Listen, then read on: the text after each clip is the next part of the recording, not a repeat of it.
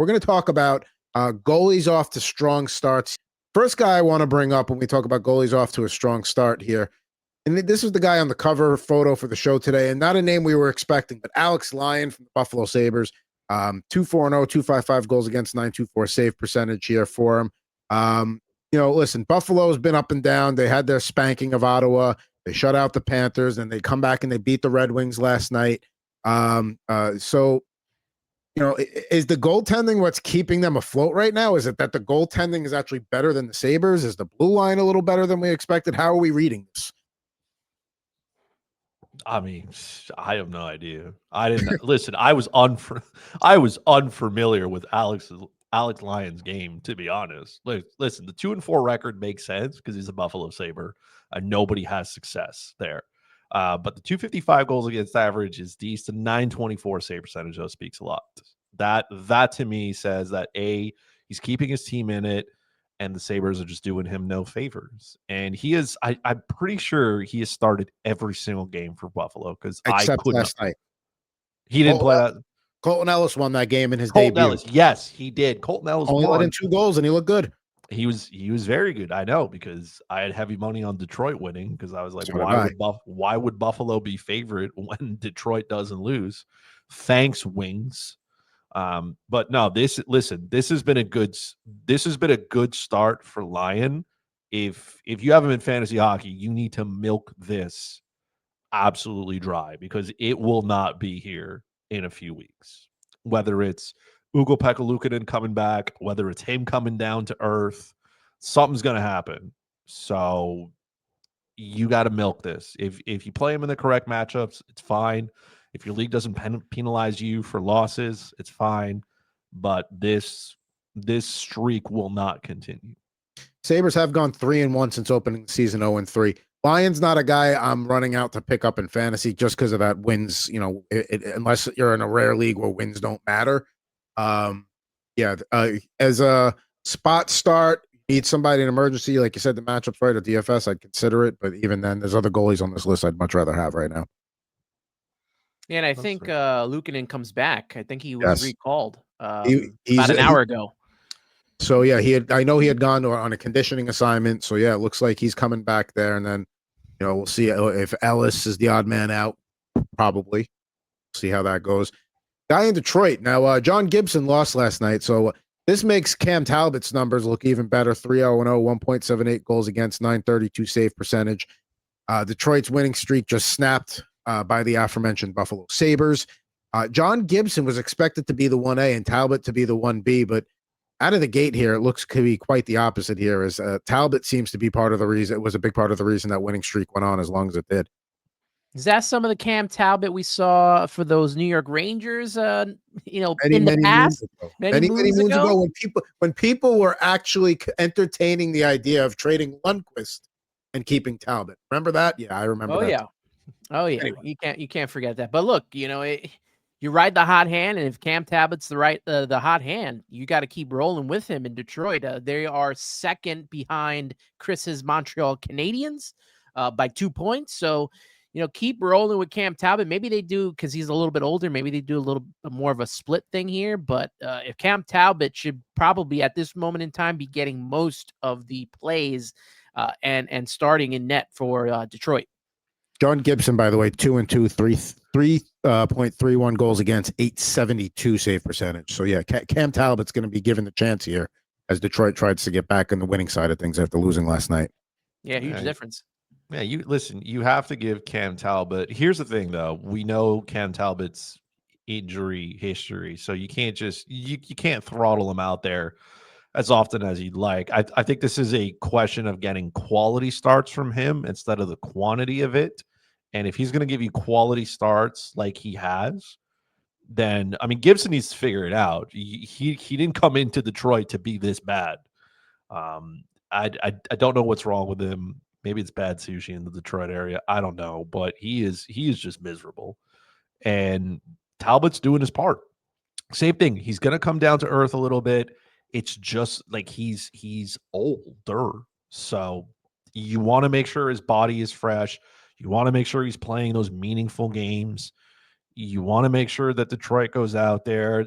Everybody seems to be overperforming a little bit in Detroit here, because if you look at the Red Wings numbers 5-on-5, they are not very good. They are one of the more lucky teams right now in the NHL, but they don't ask you how. They ask you how many.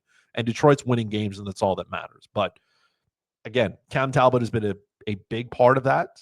If you have him and you can finesse somebody into taking him, by all means, please do so. But again, it's the quality of the starts that he's going to get. It's not the quantity. You don't want him playing 55, upwards of 60 games. That body's going to fall apart quick. Talbot's going to get the go tonight against David Riddick when they play at the Islanders. We'll dive into that game later. As Marek threw up before, or in the chat, who thought the Red Wings would be so good? Still early in the season. I'm not ready to label, like, oh, this is they're a good team. We aren't like they could finish at the bottom of the division, even as good as they looked over the course of the last week before last night's loss. But I would, one of the things we did say about John Gibson, and people said in general, was like, oh, if he just got out of Anaheim, he'd play better. He's out of Anaheim, and he's on a team that's, let's be real, maybe a slight bit better than the team he left behind in Anaheim. Obviously, he didn't play under Quenneville. They're playing much better this year. I like the Ducks. Talk about them later as well when they play the Bruins tonight. But yeah, I mean, maybe just this is what Gibson is. There's still time, but at least Talbot's been playing well for them. Now, here's a guy that's Chris is definitely gonna go on and on about, Mr. Jacob Dobes. Goes to 4-0-0 after last night's win in Calgary. 1.47 goals against, 950 save percentage. Coming into the season, we talked about, hey, Montembeault is the guy, and we just need Dobes to be good enough to give him more rest, which is what we've talked about on this show, that if Montembeault was able to rest more, he'd be in better shape. Dobes is doing his part in that department. Yeah, it is. Listen, it has been a fantastic start for Jakub Dobes, and he is actually 6-0-0 if you include the preseason. If you're familiar with Montreal Canadiens Twitter, he did an ad for I don't know what mattress company, and this it was one of those things that you look at and you're just like, man, that looks awkward. But I guess he's getting a fantastic night's sleep. Those mattress sales must be fantastic, because a 1.47 goals against average, a 950 save percentage is elite. And I mean, he played out of his mind against Calgary, because Calgary all of a sudden decided they figured out yesterday how to shoot the puck. And if it wasn't for him, then that game probably goes much, much differently. And the same thing for Dustin Wolf, because all of a sudden on a random Wednesday in October, he turned into prime Dominic Hasek. So that game, the over probably hits if both those guys regress to the means here. But the question now is Marty St. Louis going to let Jakub Dobes play? Now, he has played 20 career NHL games, so we need to pump the brakes here a little bit. He is playing well. We saw this when he came up last season around Christmas. He was lights out, and then he came down to earth a little bit here. He is playing much better. His technique and his style has been improved. You don't see him floundering around in the blue paint as much. He has been good. And I think at some point you have to reward the play. If he's going to go out there and give your team a legitimate chance to win every single night against any and every opponent, you got to give him more. And this isn't to say that Montembeault can't find his game.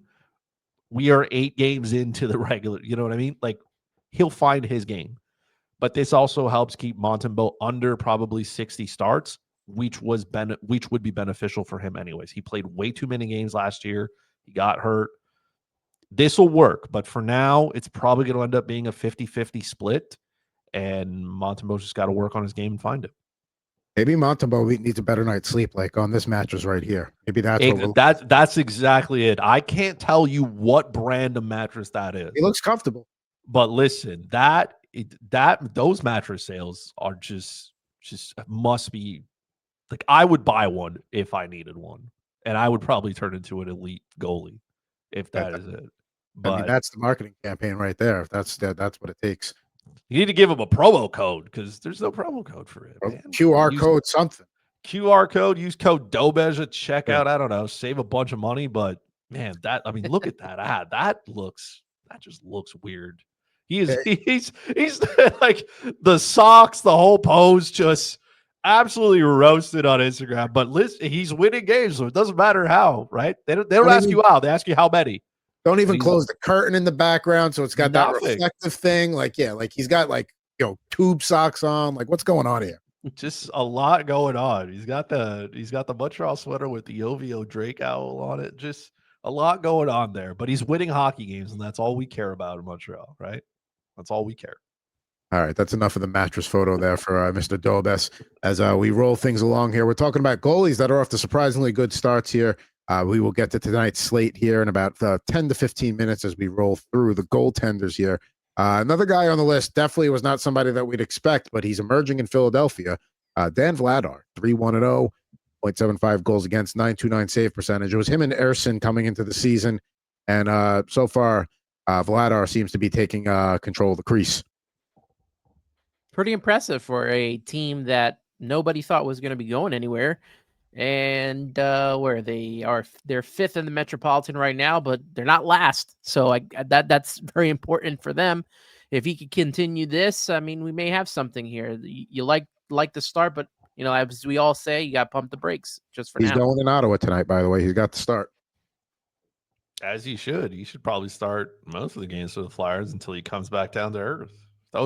Listen, he is way above his career averages in literally everything. He has a career, his save percentage career is 896. So he's swimming in a whole different category right now. His career goals against average is 2.93. He's making it work. Good for him. Good for the Flyers, I guess. Gives them a little bit of hope until it all comes crashing down. Yeah, he's not, for that reason, because of his career numbers, he's not a guy that I'm running out and trying to add like, oh, maybe this will be my goalie 3 for the year.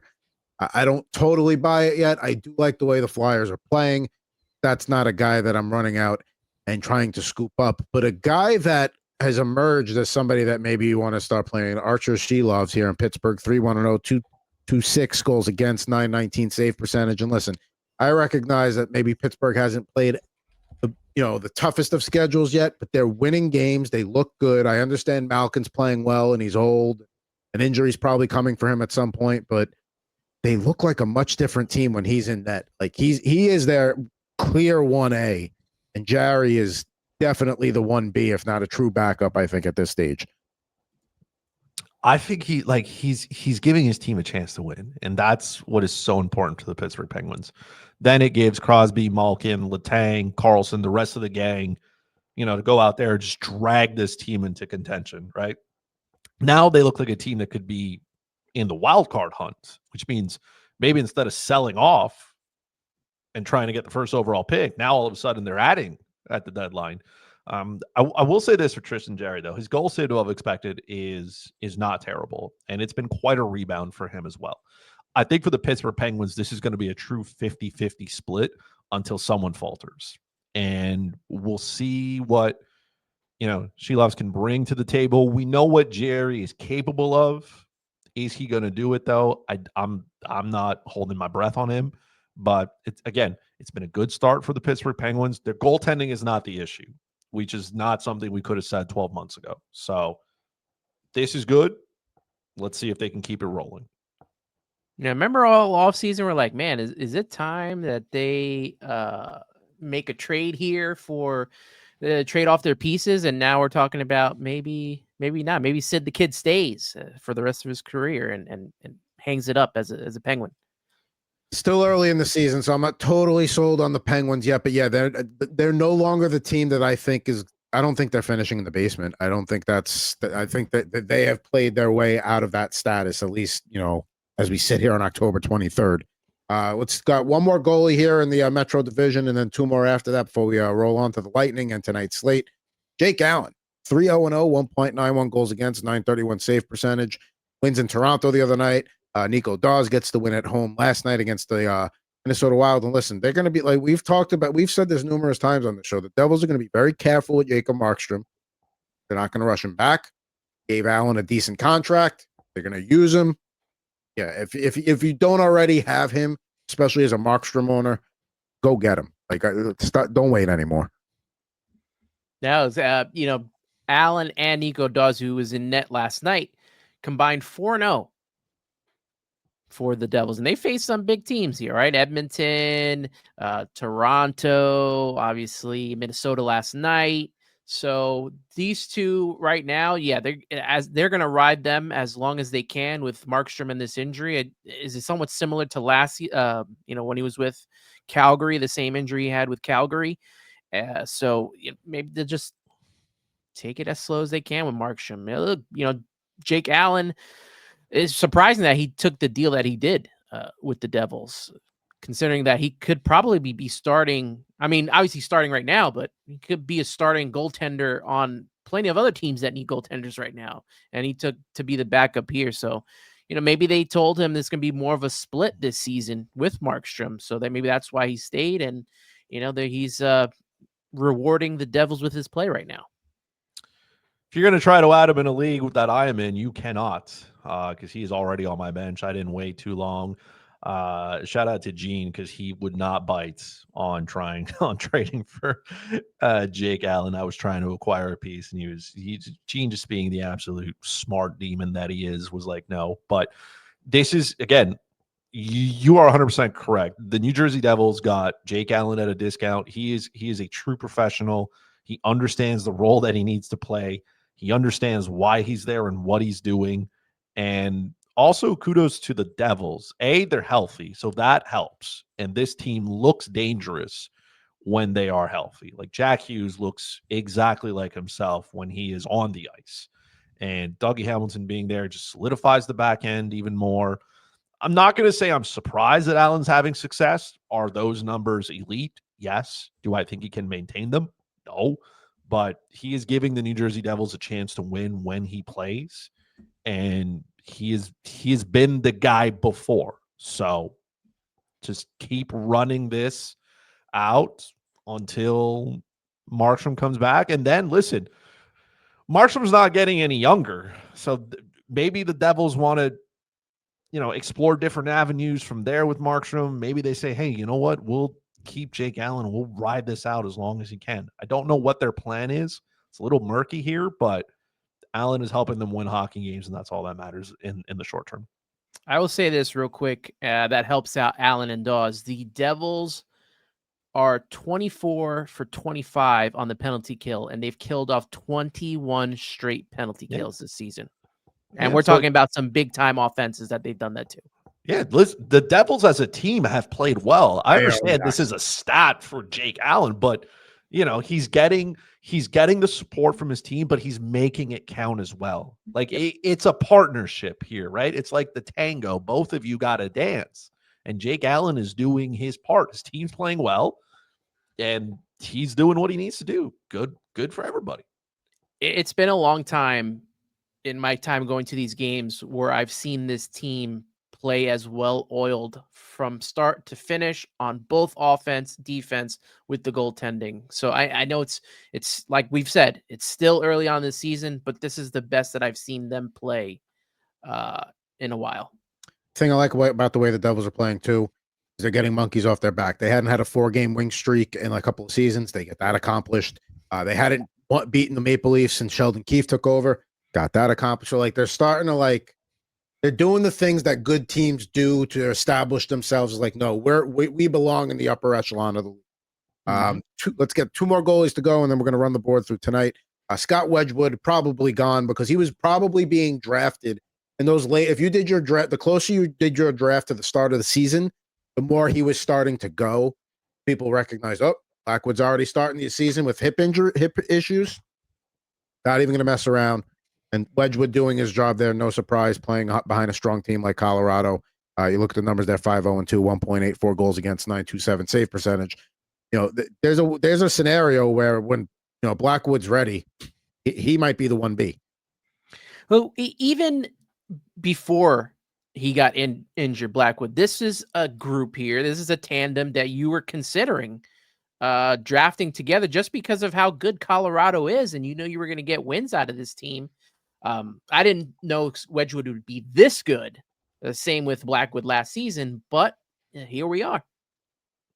Listen, if you had Scott Wedgwood playing 7 games and being undefeated in regulation, please show yourself and go collect your $1 billion, because nobody has that. I picked him up because I had Blackwood, and now this Wood is really, really good.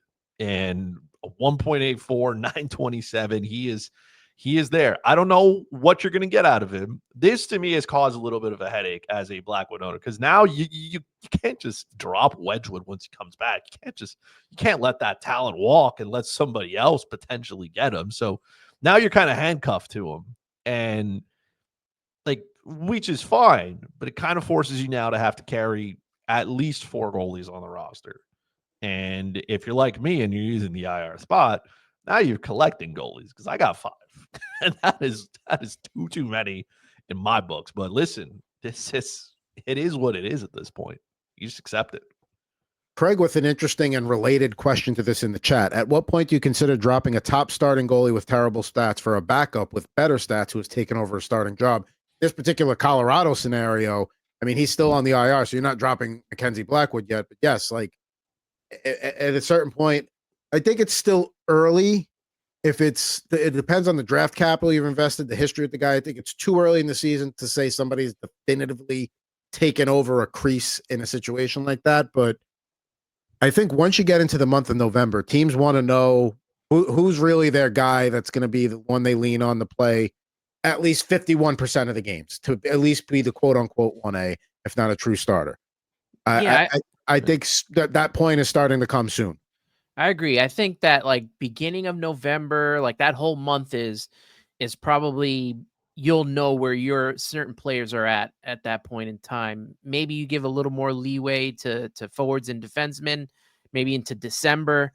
But if the goalie's not playing now, they ain't gonna wait to pull these guys. And I would hold on just a little bit before making a decision. I got, probably a tougher decision, because Dustin Wolf is not going to get me a lot of wins, but he is filling the other stats that I need, right? Save percentage. He's getting the saves. And I still have been winning categories even without the wins, thanks to, my Washington tandem. But you have to start thinking, like, if Dustin Wolf isn't going to get wins, and that's something that's big part of your stat line and points and stuff like that, you got to start considering what you're going to do with him. I also think goalie availability has a lot to do with answering that question too, because there are leagues, like I play in a league where he caps rosters at 2. You start 2 goalies and you can only carry 2. So that way, if you do get an injury, there are people out there. I've also played in leagues where, goalie stats are so valuable that Chris was saying I would never own 5. There are a couple of teams that would own 5 just because you hoard the goalie. So it really depends on your settings and how valuable the goalie stats are, or the balance of the categories too. But yeah. I think our league is kind of dried up on goaltending, where now Alex Lyon is like, he's on the watch list. Like, if anyone gets hurt, maybe Alex Lyon just to fill up some stats. I have them. It's because I have them all. Yeah, there's no fault of my own. He's got like the Infinity Stones of goalies right now. He's just have all of them. Collecting them, man, just like Pokemon. I will say this though, for Craig, like it for me at least, it's a 2-part series kind of thing. First, I'll add the backup, and then it's like you have to hold a tandem for it, right? So in the case of like, not even for Dustin Wolf, because I have Linus Solmark in another league, and that has been a challenge and a half. I had Carolina as backup. That didn't work. So both goalies are terrible. But in the case of, let's say you own Sam Montembeault and then you pick up Yakov Dovich, like, are you dropping Montembeault today? No. At worst, you have to hold the tandem and kind of see how is this going to play out before I say, okay, I need to move on from Montembeault completely, because depending on where you drafted some of these guys, it's too early to cut bait. Yeah. It's just too early. You got to see, is it a team problem or is it a goalie problem? Like, if the team is garbage, then you know what I mean? Like, now you're kind of married to the situation. If, let's say, the goalie's playing well, but the team is terrible, i.e. Dustin Wolf, like, then it's like, listen, ride this out, right? Maybe something changes on that end. Maybe something good. If the goalie's bad and the team's good, maybe they'll switch up immediately and be like, you know what? We'll roll out whatever goalie works. And that's how some teams are going to play it out, because the wins in October are a lot easier than the wins in April. So you got to go get those wins early. For now, probably handcuff him if you can. Handcuff whoever the backup is and wait it out and see if the team has made the change and say, yes, we're going to start this goalie more. That's your cue to do the same thing as well, right? If the guys making the decisions for the real team are going, left, then you as the fake owner of the team have to go left with them as well, right? Last goalie I want to get to quickly here, and then we are jumping right into the 12-game slate. Spencer Knight in Chicago, 2-2-1, 1.96 goals against, 937 save percentage. Listen, he's establishing himself as the goalie of the future in Chicago. Arvid Soderblom is not going to do anything to really threaten that. So, yes, Spencer Knight, if he's out there, he's a guy I would consider adding, because Chicago, as Chris and I were talking about prior to coming on air here today, Chicago has become San Jose of last year, and they've Freaky Friday'd with the Sharks, and the Sharks can't do anything right like the Blackhawks of last year. So, yeah, Spencer Knight, he got the Florida situation being behind Bobrovsky, which just wasn't going to work there. He gets to Chicago, and even that's kind of like a parallel to Askarov. Like Askarov gets out of town, goes to San Jose, everything's hunky-dory. Well, maybe not so much right now. Spencer Knight, everything's hunky-dory right now with the Blackhawks. So, yeah, that's a guy I would, if you haven't added him yet, as a goalie 2 or a goalie 3, yeah, I'm taking him. Yeah. Just like Vladar, very impressive that he's doing this with Chicago. And Spencer Knight is a story, like we talk about with many goalies, that these guys need time to, grow, behind the net. Obviously, he wasn't, like you said, he wasn't going to get that time in Florida with Bobrovsky there. So this opportunity that he's getting in Chicago to play, he gets the opportunity to grow with Bedard and Nazar and those guys. And let's see what we got in Spencer. This Chicago team at some point could be a fun team to watch. So I hope it continues with Spencer Knight, and he is that, draft pick that we all thought he would be. Yeah, Speaking of Spencer, go ahead. No, I was just going to say he has an 8.7 goal saved above expected. Like that is elite in 5 games that he started. He is giving Chicago a legitimate chance to win, whether it's at home or on the road. And we know Chicago struggled away from United Center to just even be a part of games. So same thing. Like he's not losing many games, but those outside stats, those peripheral stats and everything else, the save percentage, shots against, goals against average, if your league counts those in categories, I'll live with not getting the win, because everything else that Spencer Knight does is elite. Well, and you're talking about a tough division too, right? Like the Avalanche, the Jets. They have to play in the Central. Yeah. The Stars, I know they're second to last right now, but obviously it's early. Mammoth have come out strong. You got the Blues, Adams Blues as well. I'm pretty sure they're going to turn around. You're Wild. So it's a tough division to be a part of. And you got to take as many points as you can right now, because later on, you just never know where the team's going to end up.